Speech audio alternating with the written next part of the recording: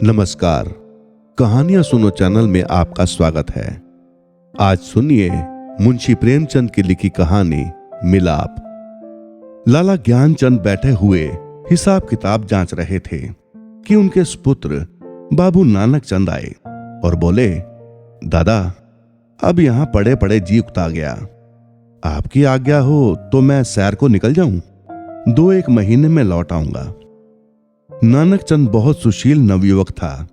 रंग पीला, आंखों के गिर्द हल्के स्याह धब्बे, कंधे झुके हुए। ज्ञानचंद ने उसकी तरफ तीखी निगाह से देखा और व्यंग्यपूर्ण स्वर में बोले, क्यों, क्या हुआ? यहां तुम्हारे लिए क्या कुछ कम दिलचस्पियां हैं?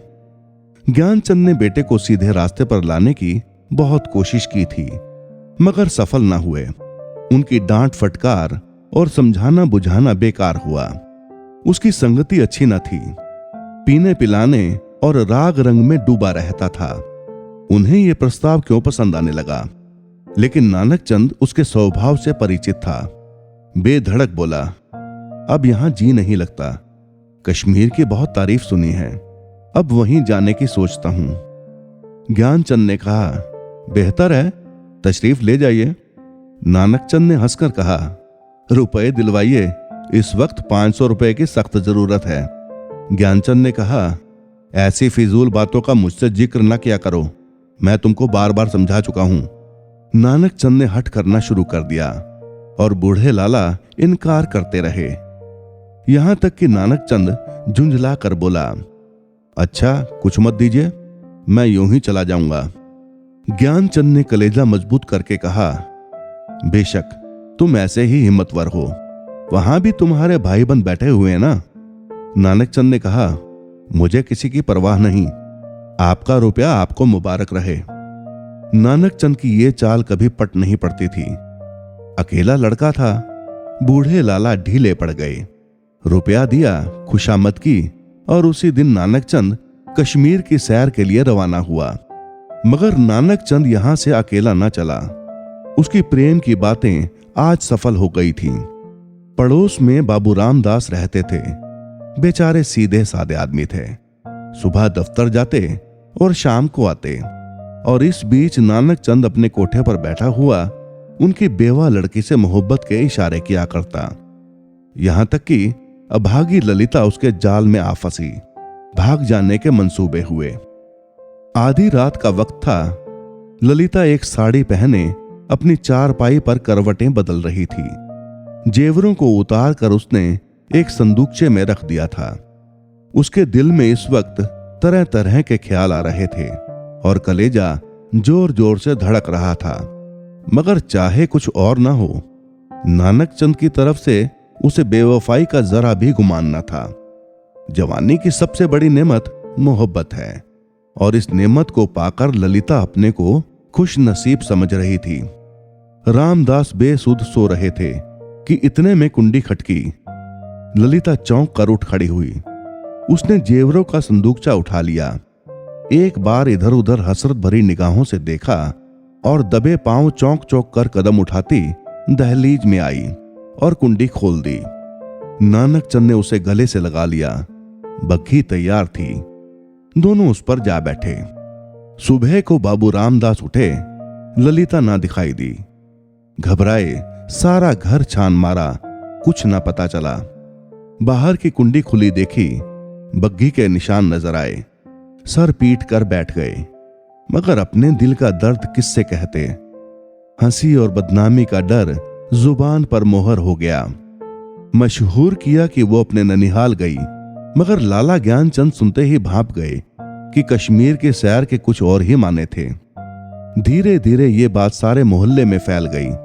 यहां तक कि बाबू रामदास ने शर्म के मारे आत्महत्या कर ली।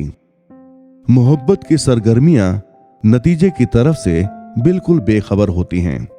नानक चंद जिस वक्त बग्घी में ललिता के साथ बैठा तो उसे इसके सिवाय और कोई ख्याल ना था कि एक युवती मेरे बगल में बैठी है जिसके दिल का मैं मालिक हूं।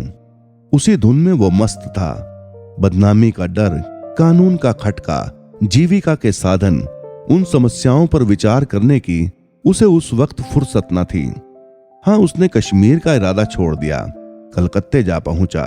किफायत शारी का सबक ना पड़ा था। जो कुछ जमा जत्था थी 2 महीनों में खर्च हो गई। ललिता के गहनों पर नौबत आई, लेकिन नानक चंद में इतनी शराफत बाकी थी। दिल मजबूत करके बाप को खत लिखा, मोहब्बत को गालियां दी और विश्वास दिलाया कि अब आपके पैर चूमने के लिए जी बेकरार है, कुछ खर्च भेजिए। लाला साहब ने खत पढ़ा। तस्कीन हो गई कि चलो जिंदा है, खैरियत से है। धूमधाम से सत्यनारायण की कथा सुनी, रुपया रवाना कर दिया, लेकिन जवाब में लिखा, खैर जो कुछ तुम्हारी किस्मत में था वो हुआ। अभी इधर आने का इरादा मत करो, बहुत बदनाम हो रहे हो। तुम्हारी वजह से मुझे भी बिरादरी से नाता तोड़ना पड़ेगा। इस तूफान को उतर जाने दो, तुम्हें खर्च की तकलीफ ना होगी, मगर इस औरत की बाह पकड़ी है तो उसका निभाह करना, उसे अपनी ब्याहता स्त्री समझो। नानक चंद के दिल पर से चिंता का बोझ उतर गया। बनारस से माहवार वजीफा मिलने लगा। इधर ललिता की कोशिश ने भी कुछ दिल को खींचा और शराब की लत ना छूटी, और हफ्ते में 2 दिन जरूर थिएटर देखने जाता। तो भी तबीयत में स्थिरता और कुछ संयम आ चला था। इस तरह कलकत्ते में उसने 3 साल काटे। इस बीच एक प्यारी लड़की के बाप बनने का सौभाग्य हुआ, जिसका नाम उसने कमला रखा। 3रा साल गुजरा था कि नानक चंद के उस शांतिमय जीवन में हलचल पैदा हो गई। लाला ज्ञानचंद का 50वां साल था, जो हिंदुस्तानी रईसों की प्राकृतिक आयु है। उनका स्वर्गवास हो गया, और ज्यों ही ये खबर नानक चंद को मिली, वो ललिता के पास जाकर चीखें मार मार कर रोने लगा। जिंदगी के नए नए मसले अब उसके सामने आए। इस 30 साल की संभली हुई जिंदगी ने उसके दिल में शोहदेपन और नशेबाजी का ख्याल बहुत कुछ दूर कर दिए थे। उसे अब यह फिक्र हुई कि चलकर बनारस में अपनी जायदाद का कुछ इंतजाम करना चाहिए, नहीं तो सारा कारोबार धूल में मिल जाएगा। लेकिन ललिता का क्या करूं? अगर इसे वहां लिए चलता हूं तो 3 साल की पुरानी घटनाएं ताजी हो जाएंगी, और फिर एक हलचल पैदा होगी जो मुझे हुक्काम और हमजोलियों में जलील कर देगी। इसके अलावा उसे अब कानूनी सलाह की जरूरत भी नजर आने लगी। यह हो सकता था कि वो ललिता को अपनी ब्याहता स्त्री मशहूर कर देता, लेकिन इस आम ख्याल को दूर करना असंभव था कि उसने इसे भगाया है।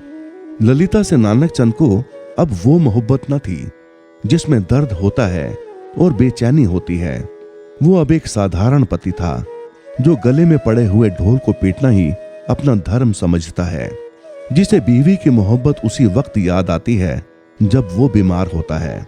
और इससे अचरज की बात कोई और नहीं, अगर जिंदगी की नई नई उमंगों ने उसे उकसाना शुरू कर दिया। मंसूबे पैदा होने लगे जिनका दौलत और बड़े लोगों के मेल जोल से संबंध है। मानव भावनाओं की यही साधारण दशा है। नानक चंद अब मोहब्बत इराई के साथ सोचने लगा कि यहां से क्यों कर भागूं। अगर लज्जाजत लेकर जाता हूं तो 2-4 दिन में सारा पर्दाफाश हो जाएगा। अगर हीला किए जाता हूं तो आज के 3रे दिन ललिता बनारस में मेरे सर पर सवार होगी। कोई ऐसी तरकीब निकालूं कि इन संभावनाओं से मुक्ति मिले। सोचते सोचते उसे आखिर एक तरकीब सूझी। वो एक दिन शाम को दरिया की सैर का बहाना करके चला और रात को घर पर ना आया। दूसरे दिन सुबह को एक चौकीदार ललिता के पास आया और उसे थाने में ले गया। ललिता हैरान थी कि क्या माजरा है। दिल में तरह तरह की दुश्चिंताएं पैदा हो रही थीं। वहां जाकर तो कैफियत देखी तो दुनिया आंखों से अंधेरी हो गई। नानक चंद के कपड़े खून में तरबतर पड़े थे। उसकी वही सुनहरी घड़ी, वही खूबसूरत छतरी, वही रेशमी साफा सब वहां मौजूद थे। जेब में उसके नाम के छपे हुए कार्ड थे। कोई संदेश न रहा कि नानक चंद को किसने कत्ल कर डाला। 2-3 हफ्ते तक थाने में तहकीकातें होती रहीं और आखिरकार खूनी का पता चल गया। पुलिस के अफसरों को बड़े बड़े इनाम मिले। इसको जासूसी का एक बड़ा आश्चर्य समझा गया। खूनी ने प्रेम की प्रतिद्वंदिता के जोश में यह काम किया, मगर इधर तो गरीब बेगुनाह खूनी सूली पर चढ़ा हुआ था और वहां बनारस में नानक चंद की शादी रचाई जा रही थी। लाला नानक चंद की शादी एक रईस घराने में हुई तब धीरे धीरे फिर वही पुराने उठने बैठने वाले आने शुरू हुए, फिर वही मजलिसें जमी और फिर वही सागर और मीना के दौर चलने लगे। संयम का कमजोर अहाता इन विषय वासना के बंटवारों को न रोक सका। हाँ, अब इस पीने पिलाने में कुछ पर्दा रखा जाता है और ऊपर से थोड़ी सी गंभीरता बनाए रखी जाती है। साल भर इसी बहार में गुजरा। नवेली बहू घर में कुड़ कुड़ कर मर गई। तपेदिक ने उसका काम तमाम कर दिया। तब दूसरी शादी हुई, मगर इस स्त्री में नानक चंद की सौंदर्य प्रेमी आंखों के लिए कोई आकर्षण न था। इसका भी वही हाल हुआ। कभी बिना रोए कौर मुंह में नहीं दिया। 3 साल में चल बसी। अब तीसरी शादी हुई। यह औरत बहुत सुंदर थी। अच्छे आभूषणों से सुसज्जित उसने नानक चंद के दिल में जगह कर ली। एक बच्चा भी पैदा हुआ था और नानक चंद गृहस्थिक आनंदों से परिचित होने लगा। दुनिया के नाते रिश्ते अपनी तरफ खींचने लगे, मगर प्लेग के लिए ही सारे मंसूबे धूल में मिला दिए। पति प्राणा स्त्री मरी। 3 बरस का प्यारा लड़का हाथ से गया और दिल पर ऐसा दाग छोड़ गया जिसका कोई मरहम न था। उच्च श्रृंखलता भी चली गई। अय्याशी का भी खात्मा हुआ। दिल पर रंजो गम छा गया और तबीयत संसार से विरक्त हो गई। जीवन की दुर्घटनाओं में अक्सर बड़े महत्व के नैतिक पहलू छिपे हुआ करते हैं। इन संयमों ने नानक चंद के दिल में मरे हुए इंसान को भी जगा दिया। जब वो निराशा के यातनापूर्ण अकेलेपन में पड़ा हुआ इन घटनाओं को याद करता तो उसका दिल रोने लगता और ऐसा मालूम होता कि ईश्वर ने मुझे मेरे पापों की सजा दी है। धीरे धीरे ये ख्याल उसके दिल में मजबूत हो गया। उफ, मैंने उस मासूम औरत पर कैसा जुल्म किया, कैसी बेरहमी की। ये उसी का दंड है। ये सोचते सोचते ललिता की मायूस तस्वीर उसकी आंखों के सामने खड़ी हो जाती और प्यारे मुखड़े वाली कमला अपने मरे हुए सौतेले भाई के साथ उसकी तरफ प्यार से दौड़ती हुई दिखाई देती। इस लंबी अवधि में नानक चंद को ललिता की याद तो कई बार आई थी, मगर भोग विलास पीने पिलाने की उन कैफियतों ने कभी उस ख्याल को जमने नहीं दिया। एक धुंधला सा सपना दिखाई दिया और बिखर गया। मालूम नहीं दोनों मर गई या जिंदा हैं। अफसोस, ऐसी बेकसी की हालत में छोड़कर मैंने उनकी सुध तक न ली। उस नेक नामी पर धिक्कार है जिसके लिए ऐसी निर्दयता की कीमत देनी पड़े। ये ख्याल उसके दिल पर इस बुरी तरह बैठा कि एक रोज वो कलकत्ता के लिए रवाना हो गया। सुबह का वक्त था।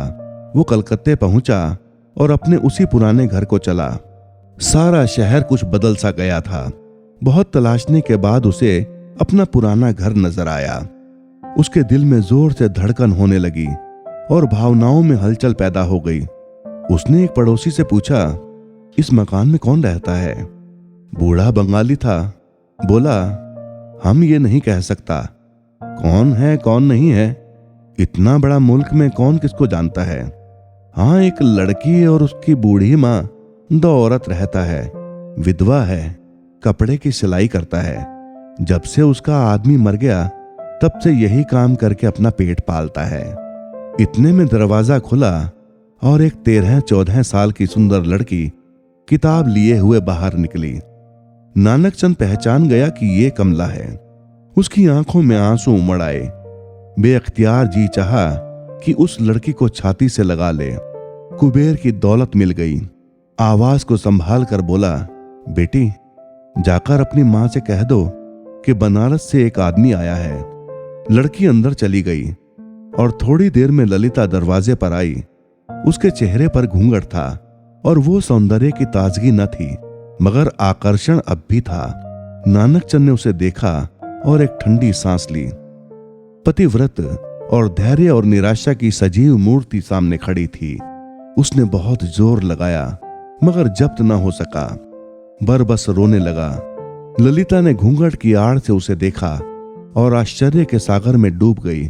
वो चित्र जो हृदय पट पर अंकित था और जो जीवन के अल्पकालिक आनंदों की याद दिलाता था, जो सपनों में सामने आ आकर कभी खुशी के गीत सुनाता था और कभी रंज के तीर चुभाता था, इस वक्त सजीव सचल सामने खड़ा था। ललिता पर बेहोशी छा गई। कुछ वही हालत जो आदमी को सपने में होती है। वो व्यग्र होकर नानक चंद की तरफ बढ़ी और रोती हुई बोली, मुझे भी अपने साथ ले चलो, मुझे अकेले किस पर छोड़ दिया है, मुझसे अब यहां नहीं रहा जाता। ललिता को इस बात की जरा भी चेतना न थी कि वो उस व्यक्ति के सामने खड़ी है जो एक जमाना हुआ मर चुका, वरना शायद वो चीख कर भागती। उस पर एक सपने की सी हालत छाई हुई थी। मगर जब नानक चंद ने उसे सीने से लगाकर कहा, ललिता, अब तुमको अकेले ना रहना पड़ेगा, तुम्हें इन आंखों की पुतली बनाकर रखूंगा, मैं इसीलिए तुम्हारे पास आया हूं। मैं अब तक नरक में था, अब तुम्हारे साथ स्वर्ग का सुख भोगूंगा। तो ललिता चौंकी और छिटक कर अलग हटती हुई बोली, आंखों को तो यकीन आ गया, मगर दिल को नहीं आता। ईश्वर करे ये सपना ना हो। दोस्तों, आपको ये कहानी कैसी लगी कृपया कमेंट करके अवश्य बताएं। यदि कहानी अच्छी लगी हो तो कृपया चैनल को लाइक और सब्सक्राइब अवश्य कर दें। धन्यवाद।